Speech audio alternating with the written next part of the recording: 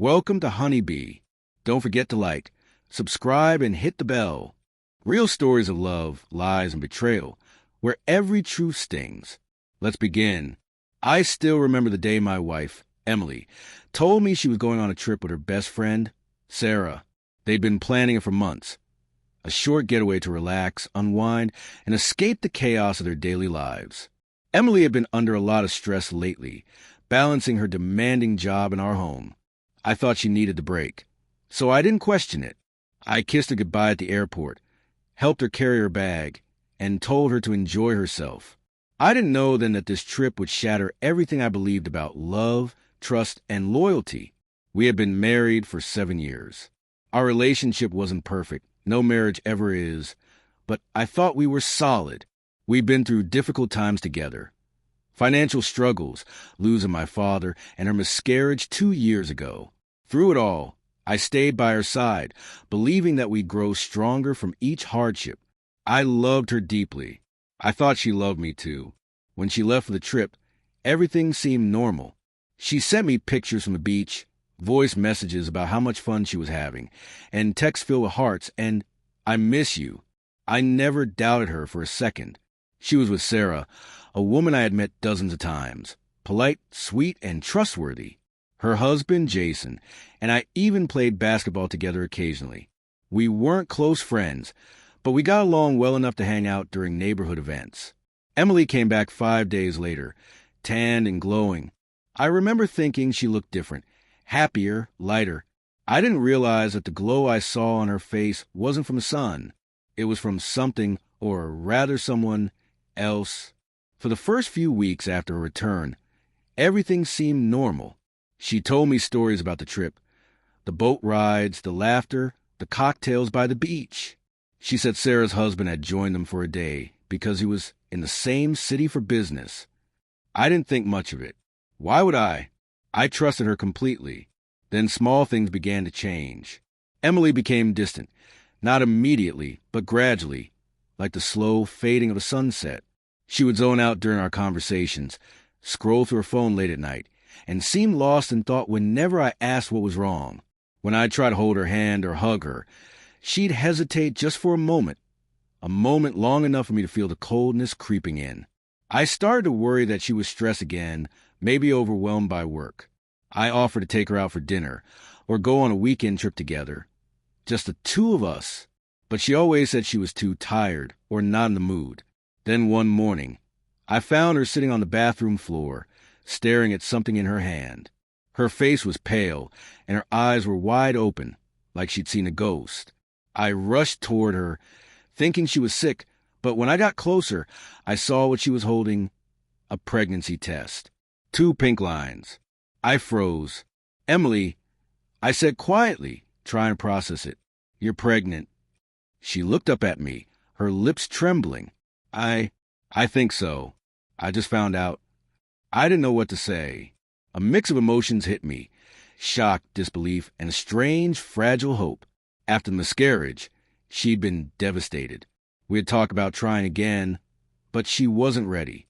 Now, she was pregnant again, and I thought maybe this was a miracle. Maybe this was a sign that our marriage was healing.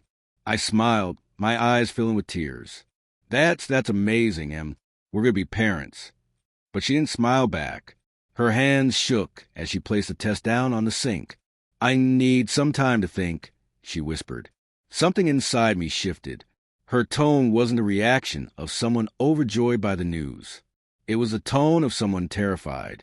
In the days that followed, she became more distant. She avoided eye contact and barely spoke to me. Every time I tried to bring up the pregnancy, she'd change the subject or say she wasn't ready to talk about it. I could feel something heavy sitting between us, an invisible wall that grew taller each day. A few weeks later, she went to the doctor for a checkup. I offered to go with her, but she refused, saying it was just a routine visit. When she came back, she looked pale again. Her eyes were red, like she'd been crying. "Everything okay?" I asked gently. She nodded too quickly. "Yeah, just a little emotional, that's all. Hormones." But I didn't believe her. Something didn't add up. That night, as she slept, I couldn't shake the feeling that she was hiding something. I wasn't proud of what I did next, but curiosity and fear pushed me over the edge. I checked her phone, something I'd never done before in all our years together. At first, there was nothing unusual. Normal texts, work messages, group chats. But then I saw a conversation with a contact saved as S. I assumed it was Sarah. I opened it and my stomach dropped. The messages weren't just friendly chats. They were confessions. He knows nothing. I can't stop thinking about what happened on that night. You need to tell him eventually. Emily, this can't stay hidden forever. Sarah, how could this happen? He's your husband. I betrayed both of you. My hands trembled. My vision blurred as I read those words again and again. Emily wasn't just talking to Sarah. She was confessing that something had happened between her and Jason, Sarah's husband. I felt my chest tighten. I couldn't breathe. I dropped her phone on the bed and walked out of the room, my heart pounding like a drum. All the little signs, the distance, the fear, the strange behavior, suddenly made sense. The puzzle pieces came together into an image I never wanted to see. My wife had gone on a trip and slept with her best friend's husband. The next morning, I confronted her. My voice shook, but I tried to stay calm. Emily, I know about what happened with Jason. She froze. Her spoon fell into her coffee cup, splashing hot liquid on the table. Her face went completely pale, and she just stared at me, speechless. I saw the messages. I said, quietly, I know you slept with him during the trip, and now you're pregnant. Tears filled her eyes immediately. She tried to speak, but no words came out. I stood there waiting, but all she did was cry. Silent, uncontrollable tears streaming down her face.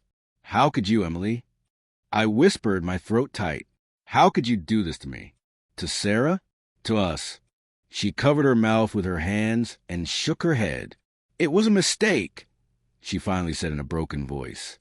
It wasn't supposed to happen. I don't even know how it happened. I swear. We were drinking. I wasn't thinking clearly. I'm so sorry. Her words felt like knives. Every syllable cut deeper. I took a step back, my mind spinning. You weren't thinking clearly? You slept with your best friend's husband. And you weren't thinking clearly? Emily, you destroyed everything. I know, she cried. I hate myself for it. I didn't mean to hurt you, Stop, I said, holding up my hand. Don't. Just stop. There was silence between us, the kind that feels like it could break a person in half. I wanted to scream, to cry, to ask 1,000 questions, but I couldn't. I was too numb. Finally, I said quietly, Is the baby mine? That question hit her harder than anything else. Her face froze completely. It was like time stopped. Her lips parted slightly. Her eyes widened, and for a long moment, she didn't move. Then, slowly, she whispered, I don't know. Those 3 words shattered me. I turned away, my chest burning with pain. I didn't know whether to cry or to walk out forever. Every moment we had shared, every memory we had built, suddenly felt like a lie. I went outside and sat on the porch, staring into nothing. The world felt distant, like I was watching from behind glass. My wife was inside, crying uncontrollably, and I couldn't bring myself to comfort her. I didn't even recognize her anymore. For days after that, we barely spoke. She tried to apologize again and again, but I couldn't hear it. The trust was gone. The image of her with another man haunted me every night, and the thought that she might be carrying his child, it tore me apart. I didn't tell anyone at first, not even Sarah. I couldn't. How do you tell a woman that her husband slept with your wife? That both of them betrayed you? I couldn't bring myself to destroy another life the way mine had been destroyed. But secrets have a way of coming out. And when the truth finally did, none of us were ready for what followed. The days following Emily's confession felt like living inside a storm that wouldn't pass. I couldn't eat, couldn't sleep, and couldn't think straight. Every time I looked at her, I saw the betrayal written across her face, even when she tried to hide it behind tears. She kept begging me to talk to her, to listen, to give her a chance to explain. But what was there to explain? She had slept with her best friend's husband, and now She was carrying a child that might not be mine. Each night, she'd knock on the bedroom door, the one I now kept locked. I'd hear her crying softly on the other side. Sometimes she'd whisper my name, hoping I'd open it, but I couldn't. My heart wasn't ready to face her. Not yet. I spent those sleepless nights on the couch, staring at the ceiling, replaying every memory we'd ever shared, every laugh, every argument, every promise we made at the altar. I kept asking myself the same question. How did we end up here? Then one evening, I got a message from an unknown number. It was from Sarah. Hey, can we talk? It's important. I stared at the message for a long time, my hands trembling. I hadn't told her anything. So if she was reaching out, it could only mean one thing. She knew. I called her, and the moment she answered, I heard the tension in her voice. James, she said quietly, I think something happened between Jason and Emily during the trip. The world went silent for a second. She didn't know that I already knew, but hearing it from her, the woman whose husband was part of this, made it hit harder. How do you know? I asked, my voice rough. Her breath caught. I found messages between them. Jason tried to delete them, but I saw enough. When I confronted him, he broke down. He admitted everything. I closed my eyes, gripping the phone tightly. So it was true. Jason hadn't just been a rumor or a misunderstanding. It happened. Sarah's voice cracked as she continued. He said they were drunk, that it was one night, and he swore it meant nothing. But, James, I can't forgive him. And Emily, how could she? I didn't have an answer for her. I was still trying to understand it myself. After a long silence, Sarah whispered, Is she pregnant? My heart stopped. How do you? Jason told me. He said he wasn't sure, but he thought there was a chance. That was it. The fragile thread of denial I'd been holding on to finally snapped. I took a deep breath and said, Yes, she's pregnant. The line went silent. Then I heard Sarah sobbing softly. In that moment, I realized that it wasn't just my life that had been ruined. Sarah's had too. 2 families destroyed in a single act of betrayal. She asked to meet in person, and against my better judgment, I agreed. We met at a quiet cafe the next morning. The look in her eyes mirrored my own, exhaustion, pain, and disbelief. We talked for hours. No shouting, no blaming, just 2 broken people trying to make sense of something senseless. She told me that Jason had moved out after she confronted him. She didn't know if she could ever forgive him. Then she said something that stuck with me. James, we deserve the truth. Whatever it takes, we need to know who the father is. Not for revenge, but for closure. She was right. I couldn't live in uncertainty anymore. I had to know. That evening, I told Emily we needed a paternity test. She didn't argue. She just nodded weakly, her eyes red from crying. I could see the guilt eating her alive, but I couldn't find in myself to comfort her. We went to the clinic a few days later. The test was quick, simple, but the emotional weight of it was crushing. Waiting for the results felt like waiting for a verdict that could decide the rest of our lives. During those days of silence, Emily tried to talk to me again. She said she was sorry, that she didn't even understand how it happened, that she missed me, that she still loved me. But her words felt hollow, like trying to rebuild a burned house with ashes. Sometimes, I'd catch her standing in the baby's room, the one we had painted years ago after her first pregnancy. She'd stare at the crib we never used, her hand on her stomach, tears streaming down her face. She was carrying life inside her, but all I could see was the death of what we once had. Then the results came. I'll never forget the moment the doctor handed me the envelope. My hand shook as I opened it.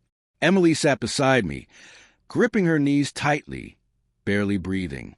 The words blurred at first, but then they became painfully clear. The baby wasn't mine. Emily's face went completely blank, frozen in shock. Her lips parted slightly, and she just stared at the paper in my hand, her color draining from her face. I didn't say a word. I just stood up and walked out. She followed me outside, begging me to stop. Please, James, wait. I didn't mean for any of this to happen. I never wanted this. I turned around, my anger finally breaking through the numbness. You never wanted this? Emily, you chose this. You made a choice, One night that destroyed 2 marriages. You didn't just betray me, you betrayed your best friend. She sobbed uncontrollably, but I couldn't find sympathy anymore. Do you even understand what you've done? I continued, my voice trembling. You're carrying another man's child, Emily. How do you expect me to live with that? She covered her face with her hands, shaking her head. I was lost, James. I was drunk, and I didn't think. I hate myself every single day for what I did. I closed my eyes, trying to hold back my own tears. Yeah, well, I hate that you turned me into someone who can't even look at his wife without feeling sick. That night, I packed a few things and left. I didn't know where I was going. I just knew I couldn't stay under the same roof anymore. For a few weeks, I stayed with my brother. He didn't ask questions, and I was grateful for that. Every day felt like a blur. Work, silence, sleep, repeat. The pain didn't fade. It just became part of me. Then one afternoon, I got a call from Sarah again. Her voice was calm but distant. James, I just wanted you to know I filed for divorce. I swallowed hard. I guess that's the only way forward. She sighed softly. I suppose it is. What about you? I don't know yet. I admitted Emily's still trying to fix things. But I can't pretend anymore. I can't love her the same way. Sarah paused for a moment. We both lost something we'll never get back. After that, we didn't talk much. There was nothing left to say. A month later, Emily asked me to meet her one last time. I agreed, though part of me didn't want to. She looked thinner, exhausted, like she hadn't slept in weeks. She placed an envelope on the table. I'm signing the divorce papers, she said quietly. You don't deserve to carry this pain any longer. I'll raise the baby on my own. I looked at her, and for the first time, I didn't feel anger, just sorrow. You could have told me before it got this far, I said softly. She nodded, tears running down her face. I know. I destroyed everything that ever mattered to me. I'll regret it for the rest of my life. There was a long silence before she whispered, For what it's worth, I never stopped loving you. I wanted to respond, but I couldn't. Love isn't always enough when trust is gone. I stood up, said goodbye, and walked away without looking back. Months passed. The pain slowly dulled, though it never completely disappeared. I learned to live again, to breathe without feeling that heavy ache in my chest. Then one day, I ran into Sarah at a bookstore. She looked different, calmer, like someone who'd finally made peace with her past. We talked briefly. She told me Jason had moved to another city, and she was focusing on rebuilding her life. I told her I was trying to do the same. Before we parted, she said something that stayed with me. Some wounds don't heal, James. They just teach us how deep love can cut. I nodded, understanding every word. Later that night, as I sat alone on my porch, I thought about Emily, about how one choice, one moment, had destroyed everything we'd built. I still remember the way her face froze when she realized the truth, the shock and guilt that couldn't be undone. That image would haunt me forever, a reminder that betrayal doesn't just break hearts, it changes people. And though I had lost my marriage, I gained a painful but powerful lesson. Never take trust for granted, and never assume love is unbreakable. Because sometimes, the person you give your life for is the same one who will tear it apart.